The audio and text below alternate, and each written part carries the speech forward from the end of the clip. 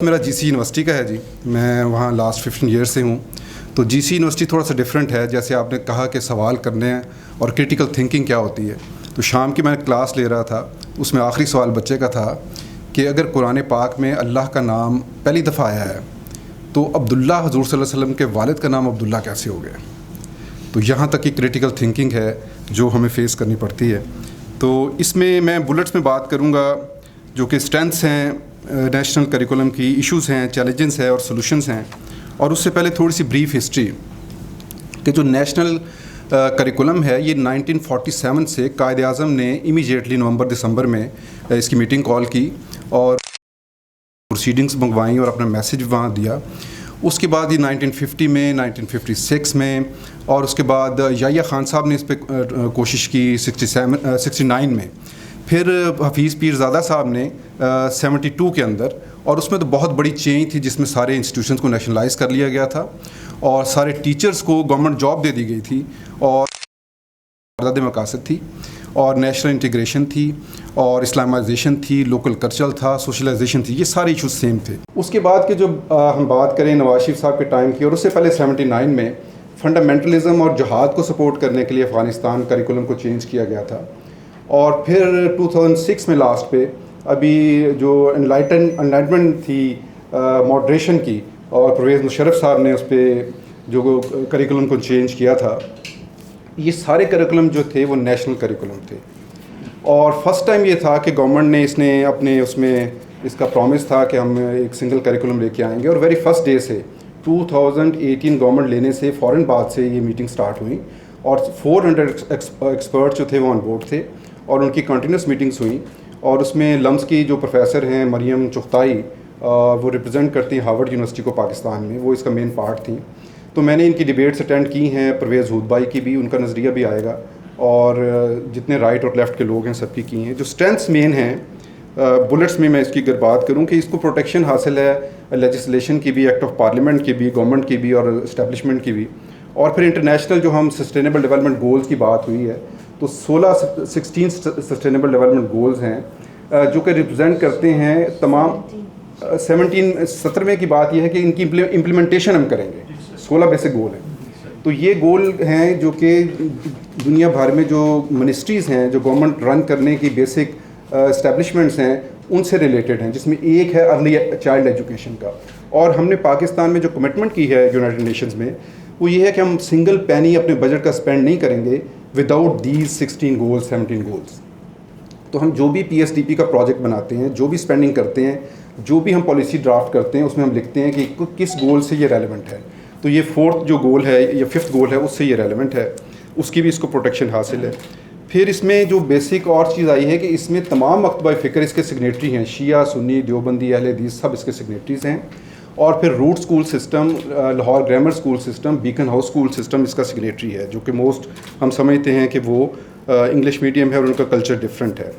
फिर इसमें जो मदारिस ने फ़र्स्ट टाइम बात की है कि वो फ़र्स्ट टाइम अपना ऑडिट करवाएंगे और फाइनेंशियल ऑडिट करवाएंगे और वो साइंस पढ़ेंगे और वो फ़र्स्ट टाइम बोर्ड का एग्ज़ाम देंगे, जो कि हम सेकेंडरी और प्राइमरी और इंटरमीडिएट के बोर्ड्स हैं उनमें अपीयर होंगे।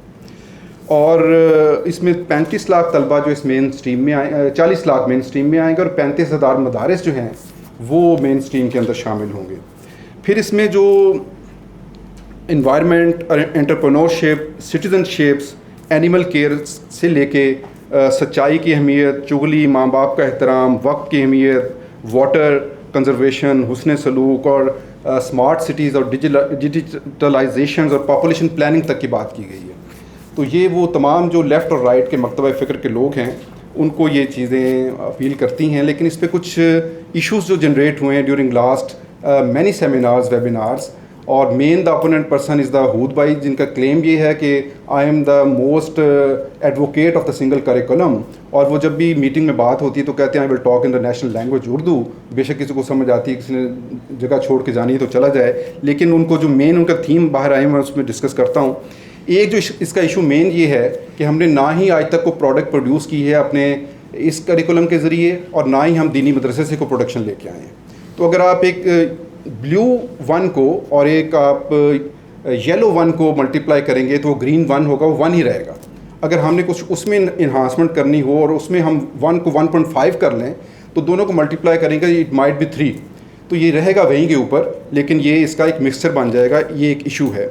फिर ये है कि जब हम सूरतें रटेंगे, हम दुआएं रटेंगे, तो रट्टा को जो पहले ही हम मैथ भी रट रहे हैं, उर्दू भी रट रहे हैं, हिस्ट्री भी रट रहे हैं, तो ये भी एक रट्टे के सिस्टम के अंदर इजाफा होगा।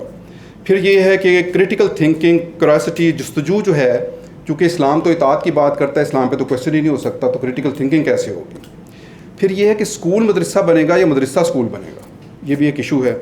फिर ये है कि जब आप एक इस्लामिक स्टडीज़ को ले आएंगे और आप पिन पॉइंट कर देंगे जितनी भी माइनॉरिटीज़ हैं, तो उससे माइनॉरिटीज़ कितनी हर्ट होंगी। आप मुस्लिम्स को अलहदा कर लेंगे, माइनॉरिटीज़ को अलहदा कर देंगे, और माइनॉरिटीज़ तो हर्ट होंगी, तो उनका साइकोलॉजिकल लेवल बच्चों का क्या होगा। फिर ये है कि जब आपने कहा कि 2.5 लाख स्कूल हैं और उसमें आपको कारी और हाफिज़ साहब को लेके आना है, तो 5 लाख अगर मुल्ला हजरात आएंगे, ये लेफ़्ट के लोगों को कहना है इन मदारिस के अंदर, तो मुल्लायत का क्या बनेगा, ये तो मुल्लायत आ जाएगी। और फिर ये है कि 21st सेंचुरी के साथ हम इसको कैसे को रिलेट करेंगे। और फिर ये है कि इसका एंड रिज़ल्ट जो है वो स्टेट का रिलीजन इस्लाम बन जाएगा। तो इस पे जो बात डिबेट्स चलती रहीं, तो उनमें लोग थोड़े से खुल के सामने आए, बहुत पर्दों के अंदर बात की परवेज़ हुद भाई साहब ने। फिर उन्होंने एंड पे कहा जी कि तालिबानाइजेशन हो जाएगी, और फिर ये भी क्या गुजरे कि मदूदीज़म जो है वो छा जाएगा। तो इसको डिफेंड करने वाली खतून, जो कि मॉडर्न खतून है, डॉक्टर मरियम चुगताई, हार्वर्ड के रिप्रेजेंटेटिव हैं, उनको भी डिबेट में खुल के सामने, मतलब इनडायरेक्टली उनका जो पर्सपेक्टिव आया, उन्होंने कहा जी कि आप ख़ातमुन नबीयीन पे इतराज़ कर रहे हैं, तो हॉलोकॉस्ट तो पूरी दुनिया के अंदर बैन है, आपके किसी करिकुलम में हॉलोकॉस्ट का जिक्र है, 17 मुल्कों में बाई कॉन्स्टिट्यूशन बैन है। और फिर अगर आपने जमहूरियत की अमेरिका ने बात की, आप सब लोग डेमोक्रेट्स हैं, और उसके रिज़ल्ट के अंदर हमास बाहर आ जाती है, तो आप कहते हैं कि जमहूरियत फेल हो गई है। तो उनका भी एक पर्सपेक्टिव सामने आ गया कि वो किस लॉबी से हैं और ये किस लॉबी से हैं। तो ये सारे इश्यूज़। फिर फ़िरका वारियत की भी बात आई कि जी फ़िरका वारियत जो है ये आगे अगर क्लास 1 to 5 में नहीं चलेगी, तो आगे जाके फ़िरका वारियत निकल आएगी। इसके भी हम सॉल्यूशंस आगे तलाश करते हैं। फिर कुछ चैलेंजेस की बात है जो कि परमानेंट चैलेंजेस हैं हमारे। मसलन हम बहुत एडमायर हैं from the O levels and A levels, लेकिन हमें शायद पता है कि O levels में देयर इज़ नो प्रैक्टिकल। हम कहते हैं वो सब्जेक्ट पढ़ते हैं ऑल्टरनेट टू प्रैक्टिकल्स, यानी प्रैक्टिकल कोई परफॉर्म नहीं करते, कोई लैब नहीं किसी स्कूल के अंदर, किसी लेबॉर्ट्री के अंदर बच्चा जाता नहीं है, और ऑल्टरनेट टू प्रैक्टिकल पाकिस्तान में वो अपीयर होता है उसकी जगह के ऊपर। तो देयर इज़ नो प्रैक्टिकल। तो ये हमने FA FSC मैट्रिक में भी प्रैक्टिकल्स को साइड लाइन पर कर दिया, जो कि किसी भी टेक्नोलॉजिकल एडवांस कंट्री में आप देखेंगे कि कहाँ से स्टार्ट होता है प्रैक्टिकल। फिर है क्वालिटी एजुकेशन, कि क्वालिटी एजुकेशन पहले ही दोनों की जो है डिटोरिएटेड है, तो मल्टीप्लाई होकर वो 3 की बजाय वो हो सकता है कि 0.5 रह जाए।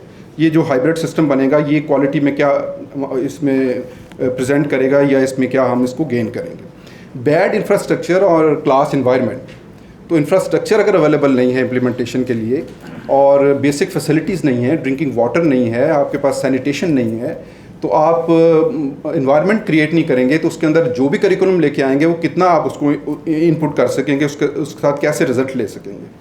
फिर टीचर ट्रेनिंग और टीचर एंगेजमेंट की बड़ी बात है कि टीचर्स को लास्ट गवर्नमेंट्स ने वो स्काडा का लगा के और मोबाइल पे लेके और उनके व्हाट्सएप की सारी स्क्रीन्स के शॉट्स लेके भी कोशिश की, लेकिन टीचर एंगेज नहीं हो सका सरकारी स्कूलों के अंदर।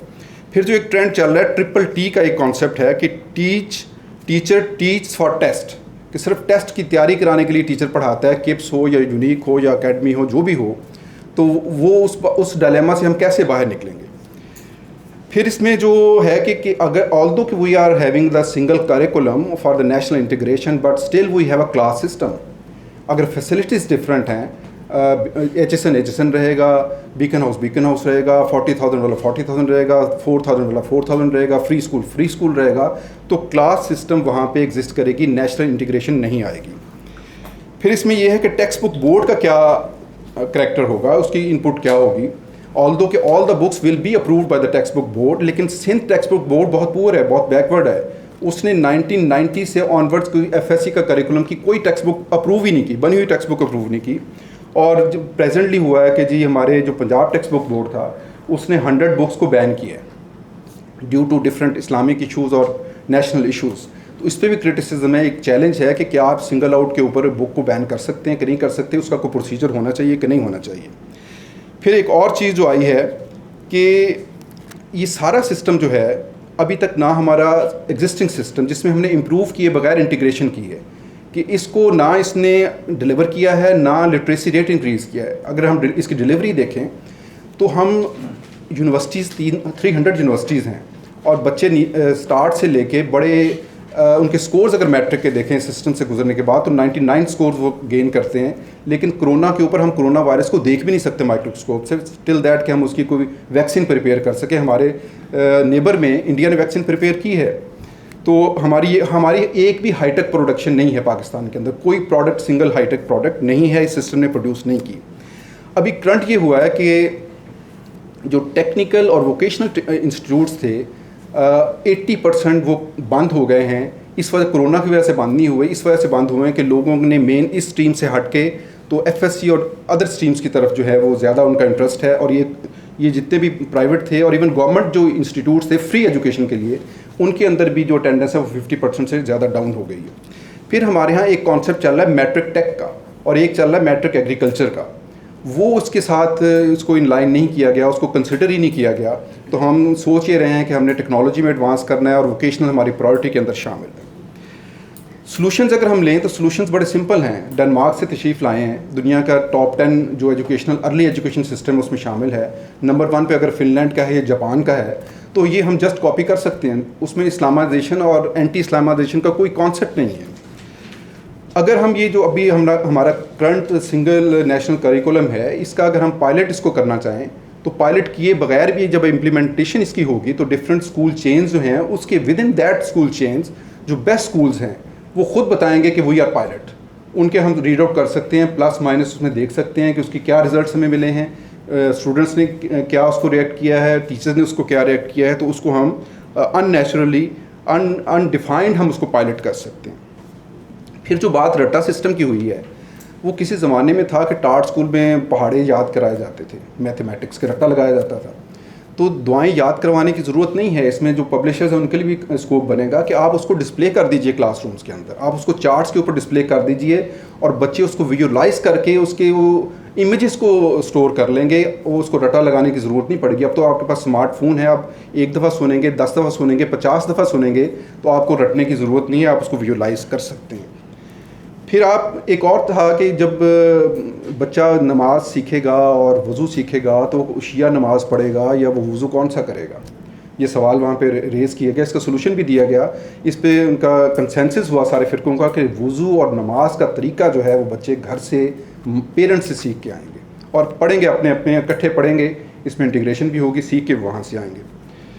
फिर ये है कि एक जो हम जापान का नंबर 1 सिस्टम लें तो उसका अगर हम कंपैरिजन करें यूएस के साथ, तो यूएस का सेशन स्टार्ट होता है बच्चों का जनवरी में और आफ्टर क्रिसमस, और इसका स्टार्ट होता है स्प्रिंग में। तो स्प्रिंग में जब ब्लॉसम होती है और बच्चे उसमें अपना स्टार्ट करते हैं सेशन और नई एंट्री स्कूल्स में आती है, तो वहाँ से ये पिक करते हैं कि बच्चे को उन्होंने कैसे लेके जाना है।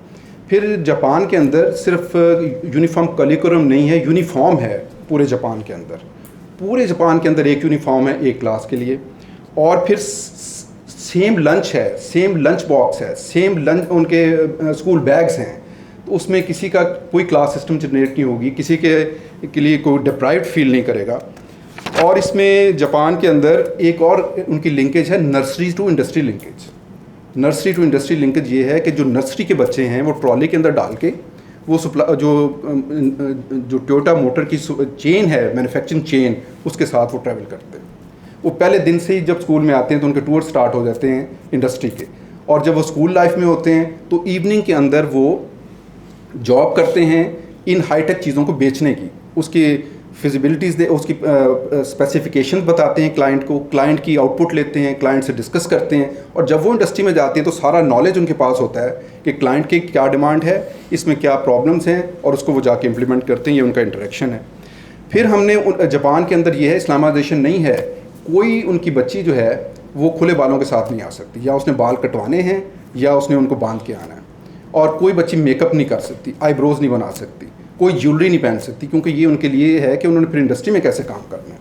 तो अदर देन इस्लामाइजेशन लोगों ने इसको इम्प्लीमेंट कर रखा है। फिर वो इतना एहतराम है कि उन्होंने जो क्लासरूम है वो विदाउट शूज़ जाते हैं, और विद इन स्कूल वो अपने शूज़ को चेंज करते हैं, और जो घर से स्कूल पहन के आते हैं वो बाहर उसको छोड़ देते हैं। फिर उनका है कि उन्होंने हर बच्चे ने, बेशक वो टोयोटा मोटर्स के मालिक का बच्चा हो, उस फैमिली से हो, उन्होंने स्कूल की सफाई जो करनी है, डस्टिंग नहीं, उन्होंने फ़र्श साफ़ करना है।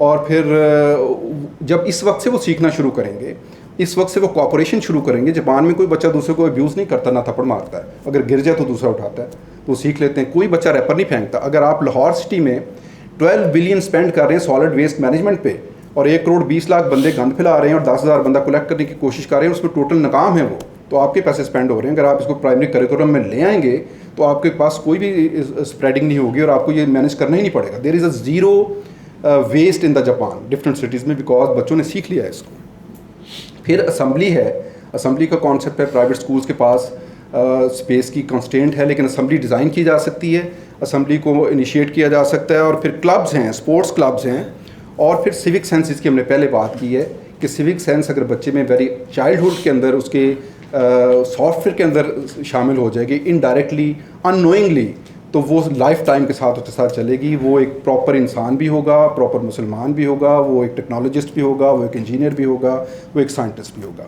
तो हमारे पास मॉडल्स अवेलेबल हैं, और ये नेशन जो हैं ये कॉपी करती हैं। वो कहती हैं कि जहाँ से कोई मॉडल अवेलेबल है उठा लाएँ। तो ये करने की बात नहीं है, इसकी पायलट स्टडीज़ भी हो चुकी हैं, इसने आउटपुट भी दी, और जापान टेक्नोलॉजी में अमेरिका से आगे है। ये जो एंटी मिसाइल सिस्टम है, ये मित्सुबिशी जापान ने बनाया, ये अमेरिका ने नहीं बनाया। अब तो वो ट्रेन बना रहे हैं जो कि फाइबर ऑप्टिक्स की जो है उसके ऊपर, कार्बन रोप के ऊपर चलेगी, जस्ट लाइक अ स्नेक, और 500 तो वो बना चुके हैं। आइंदा 100 ईयर्स की प्रोडक्ट जो लॉन्च होनी है वो बना चुके हैं। तो हमारा अब जो नेक्स्ट इंटरेक्शन है वो चाइना के साथ है, और चाइना के अंदर चाइना ने लास्ट 20 ईयर्स में, फ्रॉम 92 ऑनवर्ड्स 30 ईयर्स में, और टर्की ने फ्रॉम लास्ट 10 ईयर्स जिस तरह एक्सेल किया है, ये भी हमारे सामने रोल मॉडल मौजूद हैं। और एक्सेल उन्होंने प्राइमरी एजुकेशन से लेकर यूनिवर्सिटी एजुकेशन तक किया है। तो इसके साथ मैं अपनी बात ख़त्म करूँगा जी। बहुत शुक्रिया, जज़ाकल्लाह।